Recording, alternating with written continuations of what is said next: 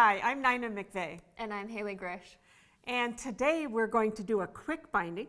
It's all done by machine. Sometimes you just need that quick binding because you don't have time to do the hand I love work. handwork, but sometimes it pays to get it done quickly. You've got to get it done fast. So we're going to use the number 71 flat felt foot, and it has a nice big groove on the back side. And this is the key to the success of this binding. So we're going to use this groove for putting the binding on. This is going to be our seam allowance, and it's also going to be used when we stitch it down the second time, because this is also that exact width of the binding. Right, your binding is going to nest right in that groove. Correct. And this is what it will look like finished. So I've got a nice smooth, even binding. You can see the stitching on the top side. But what I like about this is that when I turn this over, I'm going to see that exact look on the back side. Yeah, sometimes when you're binding on the machine, you don't quite catch that edge when it folds over to the back. Exactly. So that's why this foot, foot number 71, works so well. So let me show you how we're going to do this. We'll get started by cutting our binding 2 inches wide. Can you use a bias binding? Will it work for that, or do you Yes. have to use straight? Okay. Straight or bias. Okay. Either one. Then we're going to fold that bias in half, wrong sides together, so we have a nice piece to put on. Attach the number 71 foot. And I want to make sure that I have my needle position over to the left as far as possible. And I will start attaching this binding. I like to use either side of my piece, of my quilted piece. I don't necessarily like to use top or bottom, but that's up to you. And when I start binding, I don't want to start right at the end of my binding. I want to leave a little space so when I come back around, I'll have enough to seam together. I'm going to lower my foot so that the raw edges of my fabric, my binding and my quilt, are even with the inside toe of this foot. So I'm just going to start stitching on the side.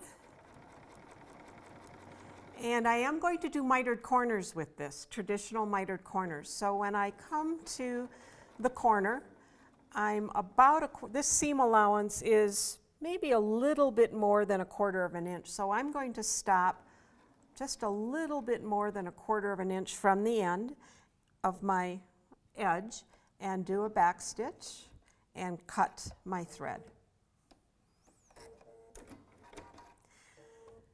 Then to do that mitered corner, I'm going to fold my binding straight back. I like to think of this as my straight cut edges make one long straight line, and then fold it back down towards the quilt. So again, my edges are even, and I'm forming a straight line. And then I'm going to start stitching again. And this again is going to line up with that inside toe of the foot, giving me that perfect seam allowance. And I notice you're starting right at that corner. Sometimes people leave that seam allowance open at the top, and you can start right at the edge on this one? Mm-hmm. You can start right at the edge, because when you fold the miter back over, it doesn't make any difference.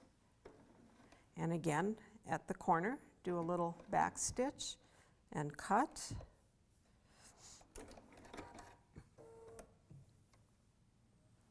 Fold it back away from the quilt and have a straight edge.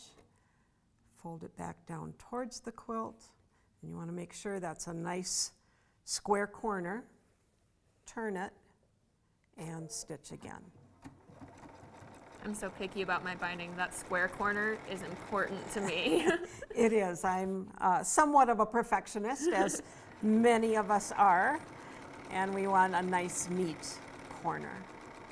Okay, I've turned my last corner and I've backstitched and taking this out, and you can see the amount of space I've left to give me room to do my seam. This is especially important if you're going to do a mitered seam, and I do like to do a mitered seam. And again, you see all of that space, and so I'm going to walk my binding down, and of course if you want to pin that in place, you certainly can do that. So once I get my binding laid out so I know where it's going to join, I'm going to do a small snip of those bottom layers, or the two layers that touch each other. Okay, so I've made the little snip, and you can see when I open this up that I have that nice snip I've got here and on the other piece of binding as well. And now I'm going to match those two snips and turn my binding so I can now do a mitered seam. Yeah, that 45-degree angle right through there. This is so much easier than how I've been doing it. Well, and I just eyeball my 45-degree angle, but if you feel more comfortable drawing a line on your fabric, that's certainly fine. I could sew it with the number 71 foot, but I find it easier with a regular foot. And then I'm going to put my needle in a center needle position so that I am going to sew right down that binding. And cut that. So when I take it out, you can see that I have this nice mitered seam. Of course, I have all this bulk I need to cut out of there. So we'll cut that off. And you want to cut to about 1/4 of an inch seam allowance. The nice part about this one is that it's tucked inside. No one's going to see it if it's off a little bit. Correct.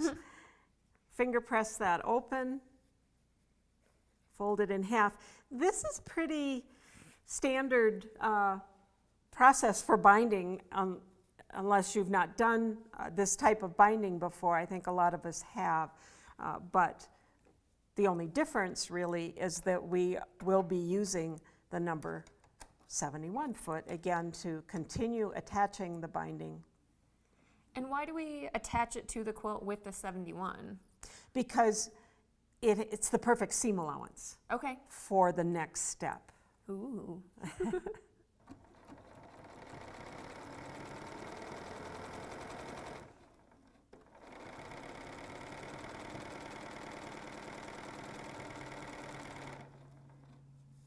And now that I've got that seam closed up, I'm going to cut my threads.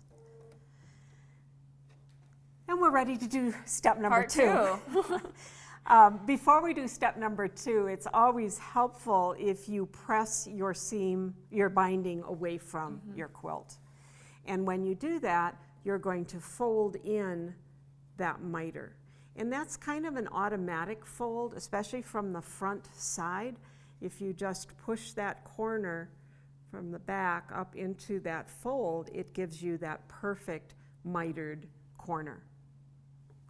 So let me turn this over.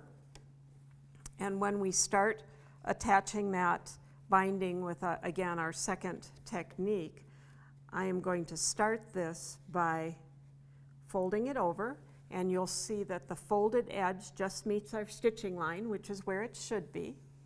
And I'm going to put it under the foot.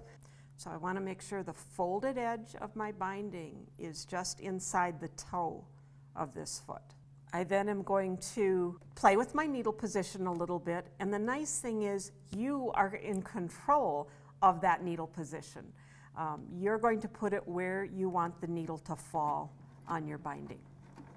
So as we do a few stitches, I'm then going to stop with my needle down, and I'm going to lift up the fold of my binding into the groove of the foot, or the little notch here. And now the foot is going to do the folding for me. It's going to do all of that work that I was doing myself.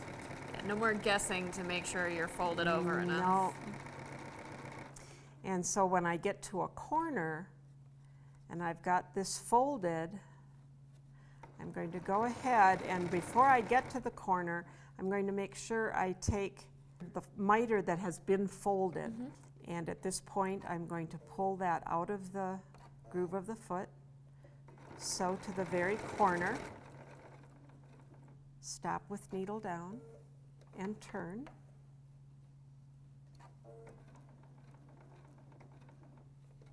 And then load the foot again.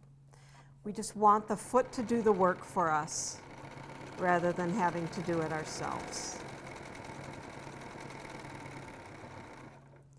So you can see why I chose to do this technique on this particular project. This is a pillow, and I like to finish my pillows with binding. It's a neat finish. Yeah, it's not something you see all the time, and who wants to invest the extra time to hand stitch it for a throat pillow? Right. And so for this and more techniques with the number 71 foot, visit your local Bernina dealer today.